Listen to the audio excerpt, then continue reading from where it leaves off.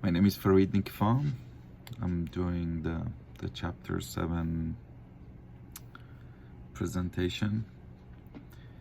Um, the chapter 7, it's about the social disorganization perspective, which follows the substance users and the change in their lives and environment.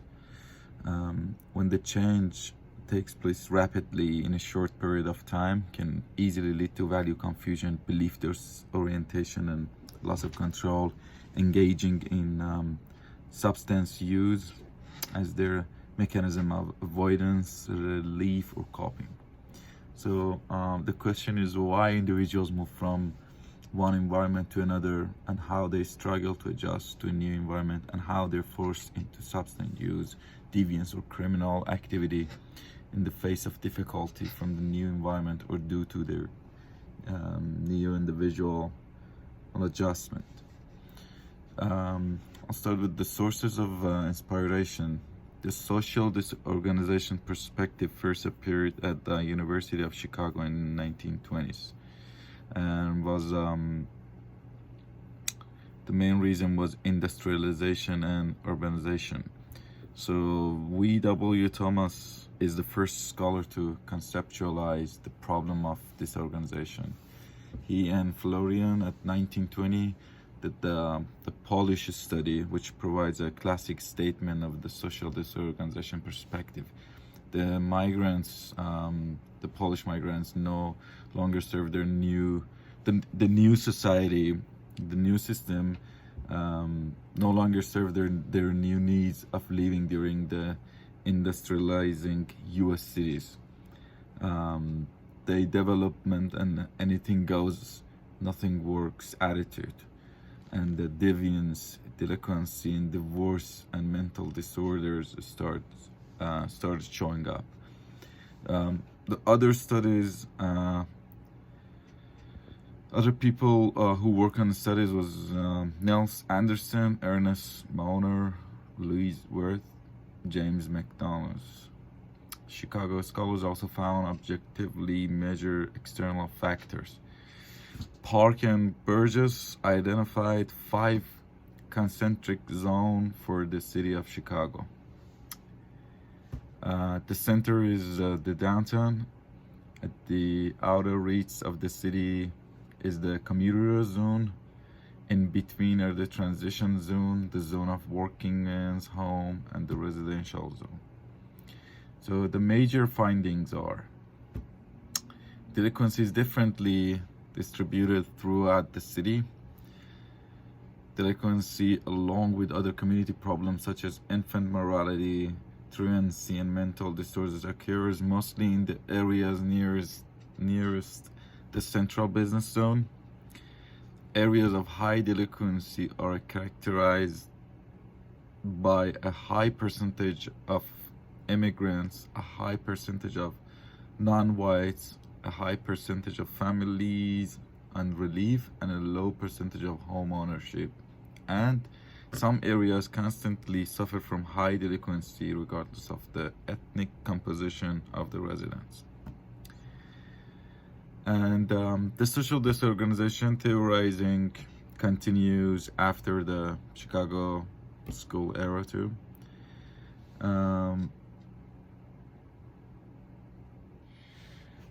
Comparing radically different rates of property offenses in 2 physically similar slums discovered that the low crime slums has greater homogeneity in population and more family stability, a larger degree of sharing in tribal customs, more intimate integrations among residents, and a higher level of participation in community organizations.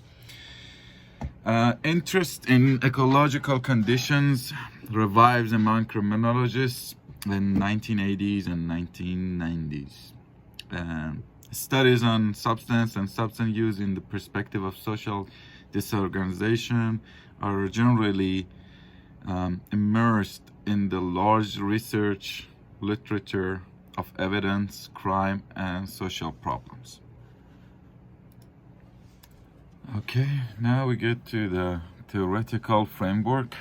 The social disorganization perspective looks into the social environment in which substance use occurs, and it focuses on how new or worsening physical condition prompt moral problems in value adjustment provides the way for substance use and deviant behavior. Definition: social disorganization is a state of physical deterioration, spiritual disorientation, and general disorder or chaos in society, which is reflected in experience of individuals. It is a period of stress, loss of control, pain, and suffering. There are two major dimensions in which social disorganization manifests itself. Now we are getting through the theoretical image. As social change takes place constantly throughout history and across the globe, social disorganization becomes a universal phenomenon in human life. Substance use as a reaction to social disorganization, it's a syndrome of it. Mostly migrants and newcomers more frequent go to bars, dancing clubs, and other substance serving facilities because they are away from their families and they're lonely and they're frustrated in search of jobs, opportunity, and economic fortunes from place to place. And basically they are aimless. Substance users are social voices, representatives, or witnesses of disorganized families, neighborhoods, communities, and societies. Over time, substance use increases in periods, generations, or eras of depression, epidemic, war, reform, revolution, transition, and other traumatic events or dramatic change. And it decreases when people settle into their new lifestyle and society stabilizes in its new order. Across the globe, substance use skyrockets in countries that undergo transformations from civil war to national construction, from dictatorship to democracy, from tradition to modernity, from isolation to integration, from purism to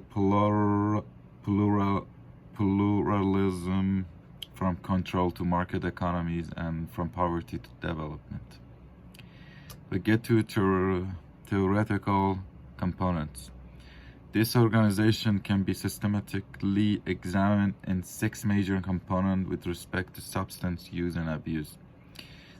Level of change. At the individual level, change may occur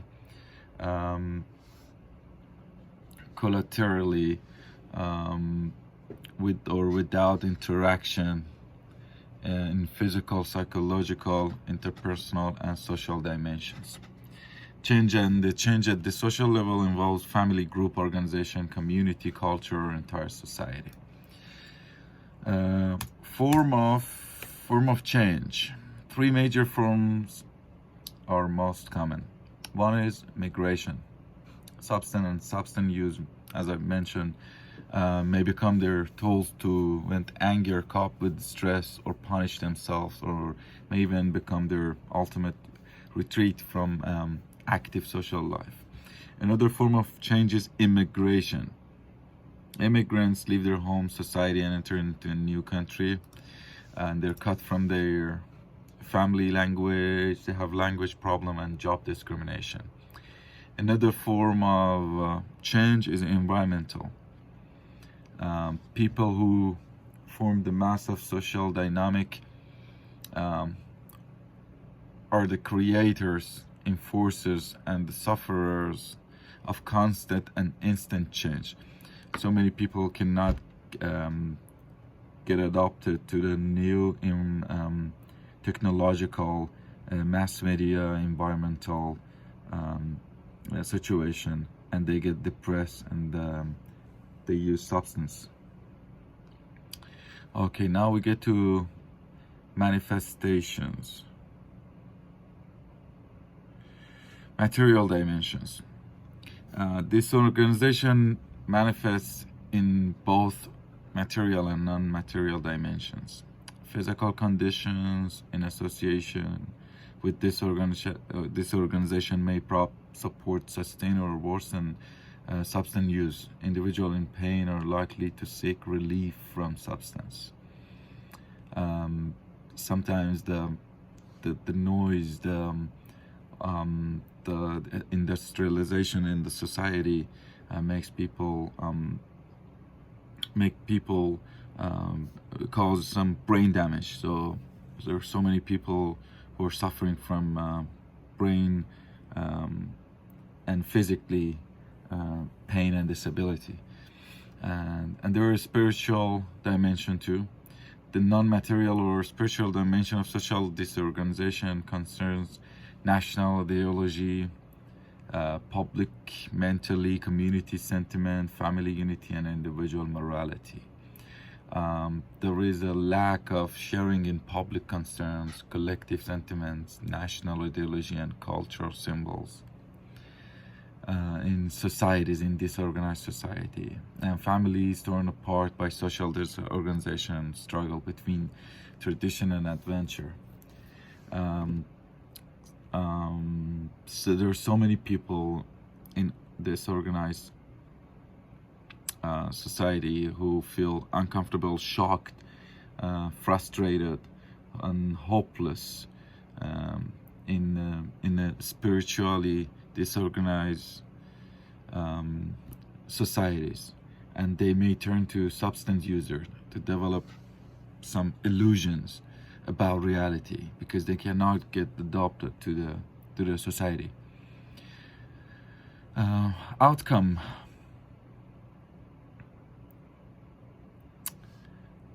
Individuals attacked by social disorganization may commit suicide. People can kill themselves. They may die involuntarily after traumatic experience, mental condition, mental breakdown, pain, suffocation, alcohol poisoning, and drug intoxication. Substance is used to distract attention sometimes for these people, diffuse stress, cure the wound, and kill the pain sometimes. As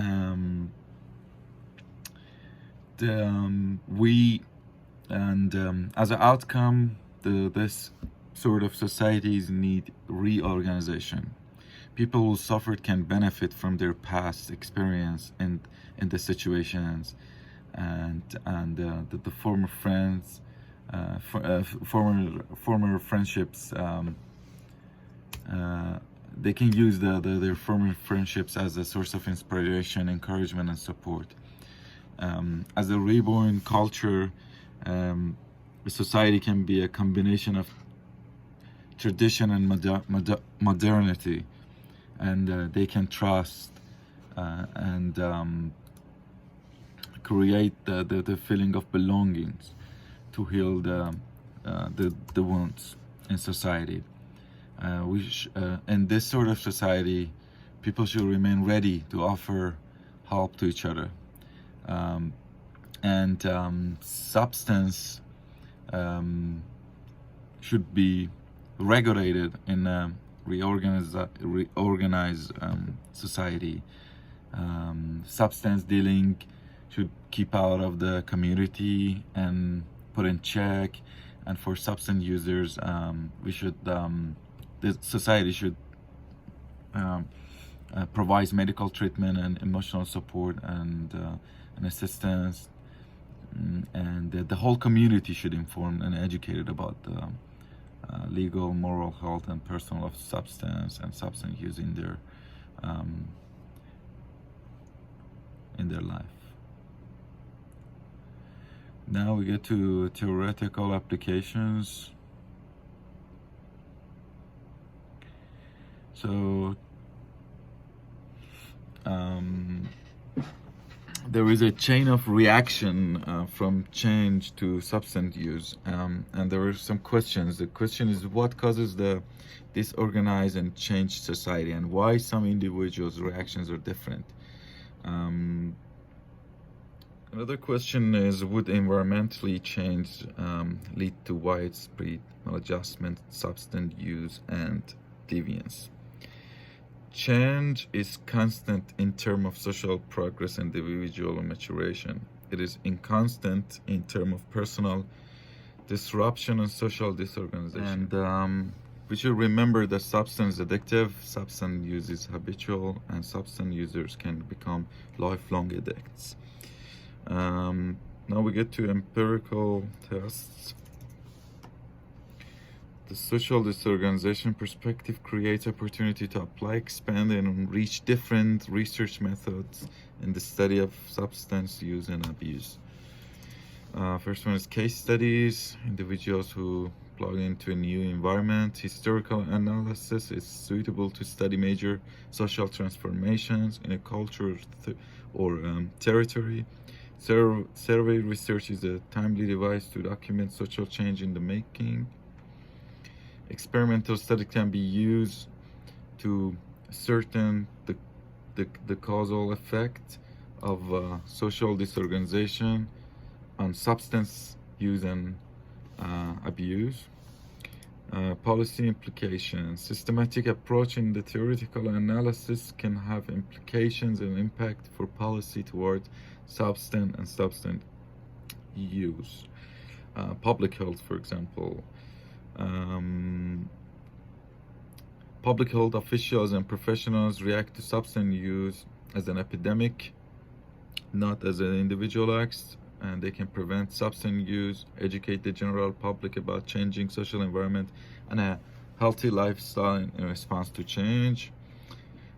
Social control. The social control agency should change their focus from individual to community, from intervention to prevention, and from coercive control to social support. As an example, they can provide tobacco billboard. They can control the tobacco billboard advertisements, the volume of alcohol sales and consumption. Life and community. Community feels the strongest need to reorganize itself from disorganized experience. Development of a proximate environment is crucial. The neighborhood is obviously the key to it's a key to breaking the negative cycle for positive community renewal. We should build mutual support among themselves. We should open up to the outside world, welcoming newcomers and embracing positive the work causes for technological innovation, economic development, political reform, and social progress. And on the one hand, it can improve personal policies, making promotions and demotion rational, predictable. Finally, substance use reflects a specific reaction to social change or feeling about life dynamics. Substance users are representatives of a population struggling against a strong current of change and movement in their social environment.